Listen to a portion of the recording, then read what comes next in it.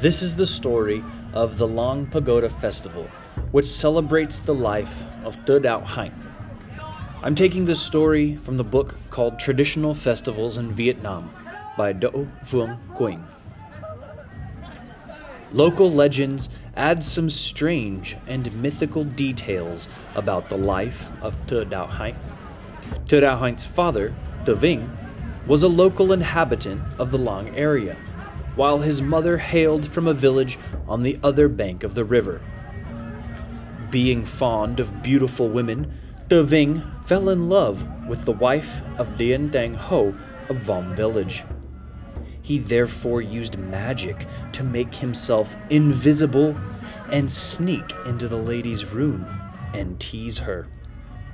The lady, who felt that at night something heavy was weighing on her belly, notified her husband of her anxiety.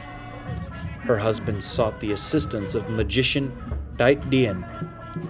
Dait Dien instructed the young lady to put a long piece of colorful thread on her belly and to immediately tie it up when she felt something weighing heavily on her. The instructions were followed strictly, and Tu Vinh was caught. As he was unable to get away from the knot, he had to reappear as a cockroach. Then Dait Dien came and told the cockroach, "If you reappear in your real form, I will forgive you." Tu Vinh immediately reappeared as a human being. But Dait Dien, swallowing his promise, cut Tu Vinh into 3 pieces and threw his remains into the Do Lick River. The head of the corpse drifted along the river to Mop village, the legs to Luco village, and the body to Phap Van village, and were recovered and buried by the local villagers. Later, because the spirit of Tu Vinh helped the local villagers in many ways, these 3 villages built pagodas to worship Tu Vinh. Now, just to take a break from the story and remind you, that was Tu Dao Hanh's father. Tu Dao Hanh is who this celebration is for. Let's get back to the story about Tu Dao Hanh's life. Tu Dao Hanh, as he grew up, made up his mind to avenge his father. Having duly learned the magic arts, he went one day to the bank of the river in order to test his supernatural powers. He threw his stick into the river. The stick then flew from Com Cot to Zay village and Vomp village. Onlookers, including Dait Dien, remember, Dait Dien is the person who helped Tu Dao Hanh's mother catch Tu Dao Hanh's father, and then also killed his father. Onlookers, including Dait Dien, flocked in their thousands to get a glimpse of the flying stick.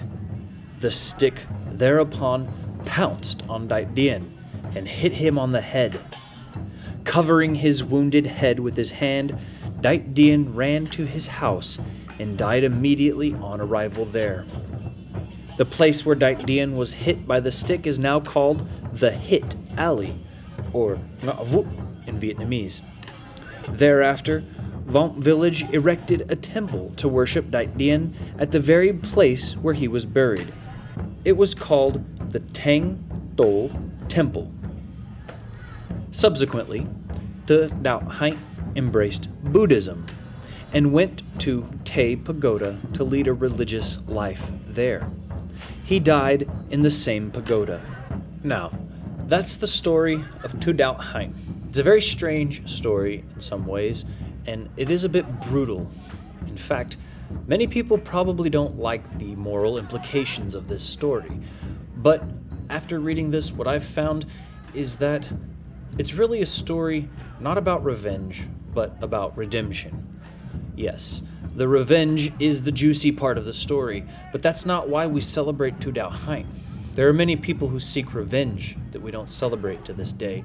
What I see is somebody who sought redemption. Even though he was a flawed individual, he attempted to correct his flaws, and for that, we remember him.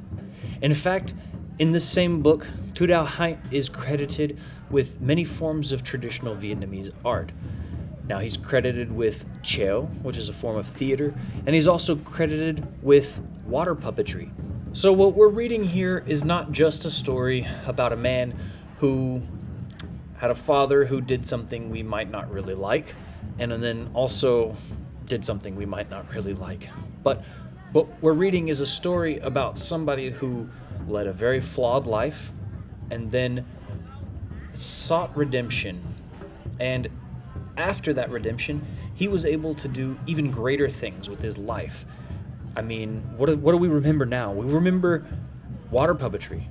In fact, in Hanoi, you can go to many places and see water puppet shows. You can also go to cheo, which is a type of theater. I hope I'm saying that right. Sorry if I'm not saying it right. During the parade in the Lang Pagoda festival, there is a reenactment of some of the events from Tu Dao Hanh's life, like there is a mock fight between him and Dai Dien whenever that parade passes the temple where Dai Dien is remembered. So, some of this is remembered, yes, but that's one time a year.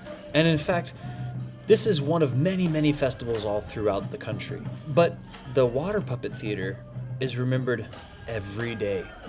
In fact, many times a day, all throughout the city, all throughout the country. There are water puppet theaters all over the place. It's something that Vietnam celebrates about itself. So, what did he give us that we really remember? Did he give us a murder, vengeance, or did he give us a type of art form that is used to spread the culture far and wide and to remember? I think that's what is more important from this story. And actually, the ending of this story, it's not over at his redemption. In the legends, he is then, after he dies, he is then reincarnated as a guy named Zong Huang, who is the nephew of a king at the time. And that nephew, because the king didn't have an heir, that nephew becomes the crown prince, and so he becomes the next king. So not only is Tu Dao Hanh rewarded with some of the greatest arts that the country has ever put forward, but then in his next life, he's rewarded with becoming a king.